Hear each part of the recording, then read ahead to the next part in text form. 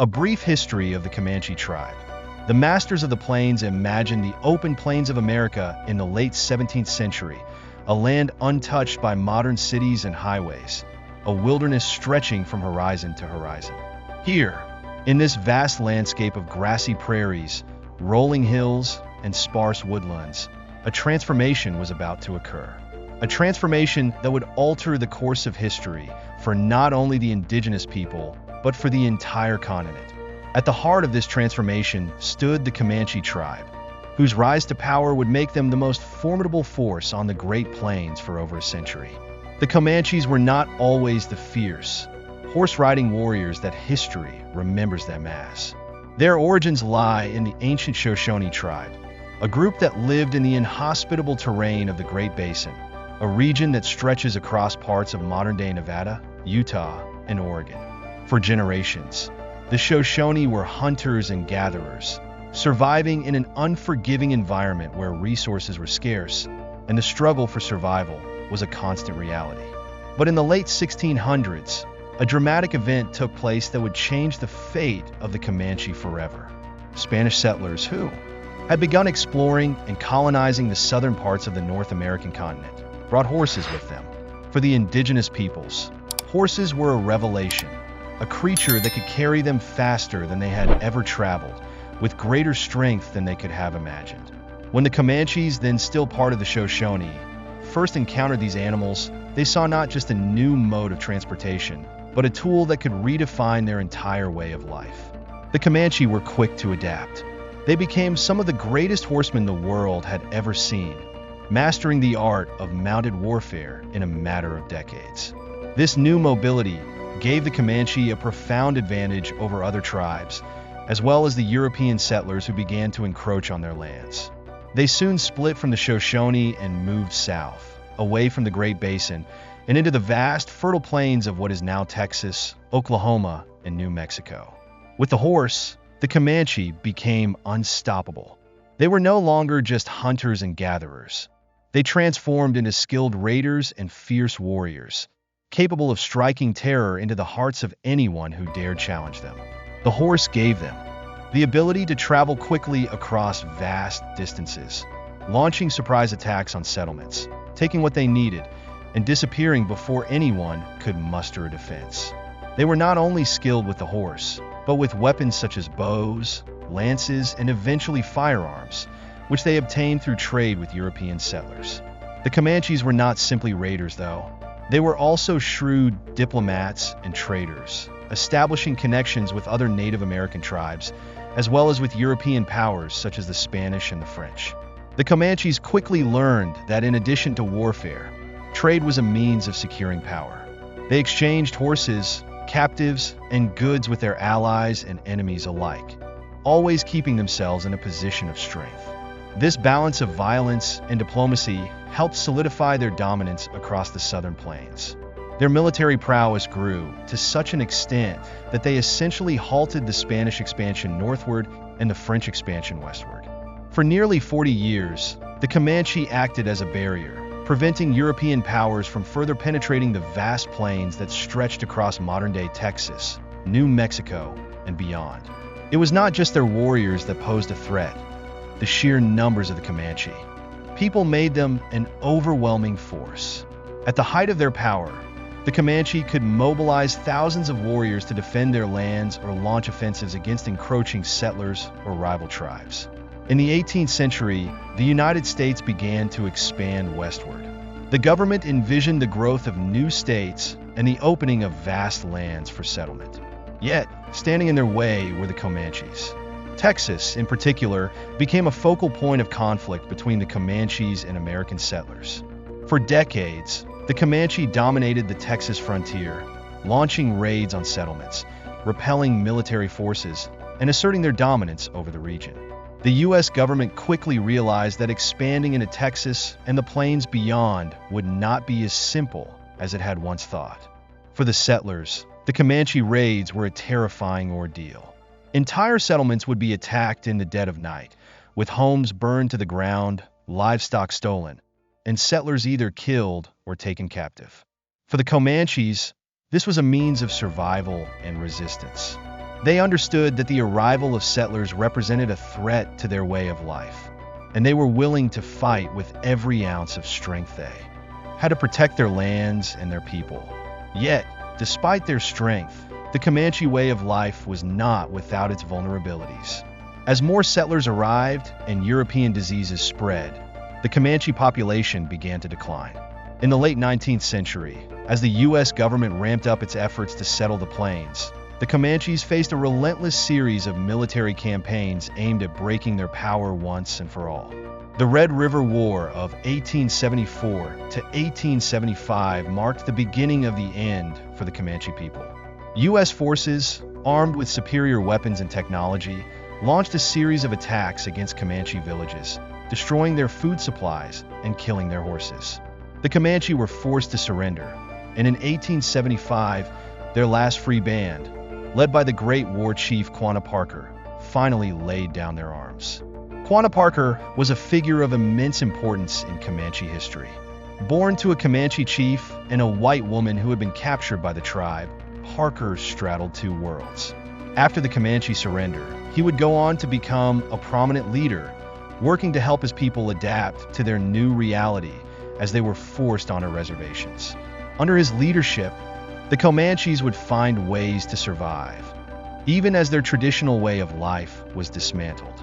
The story of the Comanche is a tale of resilience, adaptation, and survival. From their humble beginnings as part of the Shoshone tribe to their rise as the most feared and respected power on the plains, the Comanche embodied the fierce independence and warrior spirit of the American West. They fought to preserve their way of life in the face of overwhelming odds. And though they ultimately succumbed to the forces of colonization and expansion, their legacy endures. Today, the descendants of the Comanche people live on, proud of their heritage and the role their ancestors played in shaping the history of the American West. The Comanche Nation continues to honor the traditions and customs of their forebears, while also adapting to the modern world. Their story serves as a reminder of the strength and determination of Native American peoples and the complex history that defines the land we now call the United States. As you look back through American history, the story of the Comanche stands out as a testament to the power of adaptation and the resilience of a people who refused to be conquered easily. The plains they once dominated may now be filled with towns and cities, but the spirit of the Comanche lives on, a symbol of the untamed wilderness and the fight for survival in a changing world. Their new mobility on horseback was a game changer for the Comanches, a tribe that had previously been confined to the mountainous terrain of the western United States. Now, with horses at their disposal, they broke free from the confines of their homeland and embarked on a journey that would forever alter their destiny. The once isolated people, whose lives had revolved around hunting and gathering in the rugged mountains, suddenly found themselves on the wide-open plains of eastern Colorado and western Kansas, where the landscape and their way of life would transform dramatically. The Comanches were not content to remain in their new northern plains home for long. Soon after their arrival, they embarked on a southern migration, driven by a mixture of opportunity and necessity. What awaited them in the southern plains was a land of abundance, a warmer climate, vast herds of buffalo, and Mustang horses that roamed freely. This environment was not just favorable, it was perfect for the Comanche way of life. With their newfound mastery of horseback riding, the Comanche thrived in this vast and fertile territory. As they moved southward, the Comanches established trade networks that would prove critical to their survival and dominance in the region. They traded with French trappers and traders, especially for guns and ammunition, which would give them a significant advantage in the conflicts that lay ahead. The French, eager to maintain alliances with powerful indigenous groups, saw the Comanches as valuable partners in the ever-shifting power dynamics of the frontier. The Comanches also traded with the Wichita tribe, whose villages along the Red River became important hubs for the exchange of goods, information, and alliances. However, the Comanches did not migrate south in a vacuum. They faced constant pressure from other tribes, particularly those to the north and east who were better armed, such as the Blackfoot and the Crow. These tribes had already established their own dominance in the northern plains, and the Comanches, despite their new mobility and growing strength, were forced to defend their southern migration against these formidable opponents. But the Comanches were nothing if not resilient. They used their mastery of horses and their growing stockpile of firearms to hold their ground and push further into the southern plains. In time, the Comanches carved out a vast area of territory that would come to be known as Comancheria, or Comanche country. This land stretched across what is now northern, central, and western Texas, encompassing much of the southern plains. It was a sprawling, loosely defined region, but it was clear to anyone who entered it, whether they were rival tribes, European settlers, or American frontiersmen, that this was Comanche land. The tribe's dominance in this region was absolute, and they defended it fiercely against any and all intruders. Interestingly, it was only after their arrival on the southern plains that the tribe came to be known by the name Comanche. The name itself is derived from a Ute word that translates roughly to enemy, or more literally, anyone who wants to fight me all the time. It was a fitting name for a people who had become known across the plains as fearsome warriors, constantly engaged in battles to defend their territory or expand their influence. The Comanche took this name as a badge of honor, a reflection of their strength, resilience, and warrior spirit. The story of the Comanche's rise to power on the southern plains is one of transformation and adaptation. They took advantage of the opportunities presented to them, whether it was the acquisition of horses, the fertile lands of the southern plains, or the trade networks that brought them guns and ammunition, and used these tools to build an empire. But it was also a story of conflict and struggle. The Comanches were constantly beset by enemies, both from within and outside their territory, and they fought tirelessly to protect what they had built. This period of expansion and consolidation set the stage for the Comanches' golden age, a time when they were the undisputed rulers of the southern plains. But it also foreshadowed the conflicts that would ultimately lead to their decline. For now, though, the Comanches were at the height of their power, feared and respected by all who came into contact with them. They were the lords of the plains, and their story was far from over. Although the tribe is historically known as the Comanches, they referred to themselves as the people. This name reflects their deep sense of identity, unity, and connection to their land and traditions. The Comanche society was organized into autonomous bands, each functioning with remarkable independence, yet tied together by shared customs, language, and mutual defense. These bands were essentially large extended families, and they followed a matrilocal structure, meaning that when a man married, he would leave his own family and join his wife's. This system strengthened family bonds and ensured the cohesion of the bands, as men would form new alliances through marriage, contributing to the tribe's stability and interband relations. Central to the Comanche's way of life was the buffalo, or American bison, a sacred animal that provided much more than just sustenance. The buffalo was life itself to the Comanche. It provided food, clothing, and shelter. Its hides were used to make teepees that protected the people from the harsh elements of the plains, while its bones and sinews were fashioned into tools and weapons. The buffalo was integral to every aspect of Comanche life, and their nomadic existence was largely dictated by the seasonal migration of the herds. Yet, while the buffalo sustained them, it was the horse that truly defined the Comanche way of life. Horses were not just a mode of transportation, but a symbol of prestige and power. With horses, the Comanches became a highly mobile society, able to travel great distances to hunt, trade, or wage war. This newfound mobility allowed them to follow the buffalo herds with ease, ensuring that they always had access to their most vital resource.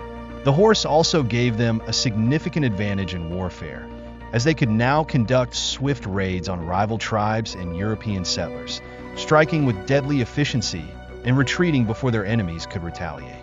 Horses became a measure of Comanche wealth, and their value extended far beyond the tribe's borders. Comanche horses were highly sought after by other tribes and European settlers alike, and the Comanches became known as skilled traders, often exchanging horses for goods such as guns, ammunition, and other necessities. They amassed vast herds, sometimes numbering in the thousands, and their ability to breed and trade horses contributed significantly to their economic strength and influence across the plains. In terms of horsemanship, The Comanche were unparalleled. Children were taught to ride almost as soon as they could walk, and both men and women developed extraordinary riding skills.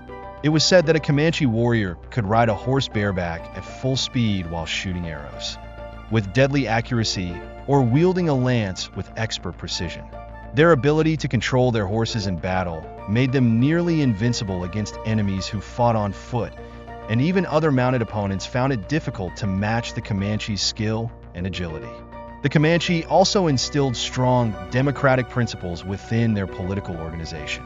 Unlike many other tribes or European societies at the time, the Comanches did not have a central leader or king.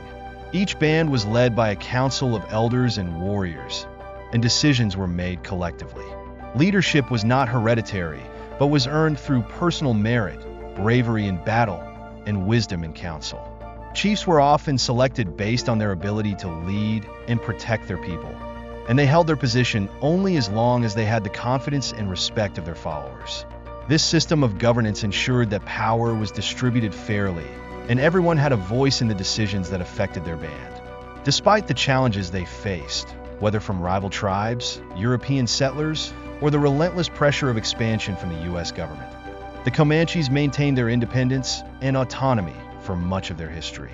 Their society was one of remarkable adaptability, rooted in tradition but open to change when necessary. They were warriors and traders, hunters and horsemen, but above all, they were survivors. As the 19th century progressed, however, the forces of colonization and settlement began to close in on the Comanche way of life. The arrival of more settlers, the construction of railroads, and the systematic slaughter of the buffalo herds by American hunters all contributed to the decline of the Comanches' power. The very resources that had sustained them for centuries were being stripped away, and the pressure to move onto reservations became increasingly difficult to resist. Yet even in the face of these challenges, the Comanches continued to fight for their land, their freedom, and their way of life. They would not surrender easily, and their resistance became legendary. Led by figures like Quanah Parker, the last great chief of the Comanche, they resisted until the bitter end, fighting against overwhelming odds in a final attempt to preserve their autonomy. Ultimately, the Comanche were forced to surrender, and by the late 19th century, they were confined to reservations, their once vast territory reduced to a fraction of what it had been. But even in defeat, the Comanche spirit was not broken. They adapted to their new circumstances, finding ways to preserve their culture and traditions in the face of tremendous adversity. Today, the Comanche people continue to honor the legacy of their ancestors, keeping their history and traditions alive while also forging new paths in the modern world. The story of the Comanche is a story of transformation, adaptation, and resilience. They rose from humble beginnings to become one of the most powerful and feared tribes on the plains, a people whose mastery of the horse and fierce independence made them legends in their own time. They faced immense challenges and ultimately suffered great losses, but their legacy endures. The Comanches are a testament to the strength of the human spirit and the enduring power of culture, identity, and pride. Each Comanche band was led by both civil or peace chiefs and war chiefs, each serving different roles in maintaining the stability and defense of the tribe. Traditionally, it was the civil chiefs who held the most influence, serving as the leaders during times of peace, while the war chiefs took command during times of conflict. Unlike European monarchies or centralized governments, Comanche leadership was not hereditary or fixed. Instead, leaders were chosen by the consensus of the band members, earning their positions based on their wisdom, diplomatic skills, and proven ability to guide their people through times of peace and war. This democratic approach ensured that leadership was based on merit and respect, rather than birthright, which fostered a sense of unity and fairness within each band.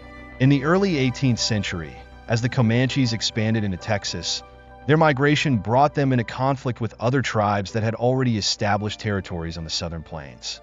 Chief among these were the Apaches, who had long inhabited the region. The two powerful tribes clashed in a series of fierce battles over control of the land and resources. The Comanches, with their superior horsemanship, tactics, and growing access to firearms, eventually emerged victorious. The Apaches, unable to withstand the relentless pressure from the Comanche warriors, were forced to abandon their ancestral lands and move further south into what is now Mexico. This victory solidified the Comanches' dominance in the region, marking the beginning of their rise as the most powerful tribe in the southern plains. The conflict with the Apaches was just one example of the Comanches' growing power. During this period, as they expanded their influence, the Comanches formed alliances with other tribes, including the Kiowa and the Wichita, creating a formidable coalition that further strengthened their position. These alliances were built on mutual benefit, with the tribes exchanging goods, information, and support in times of war. Together, they presented a united front against common enemies, whether they were rival tribes or European colonizers.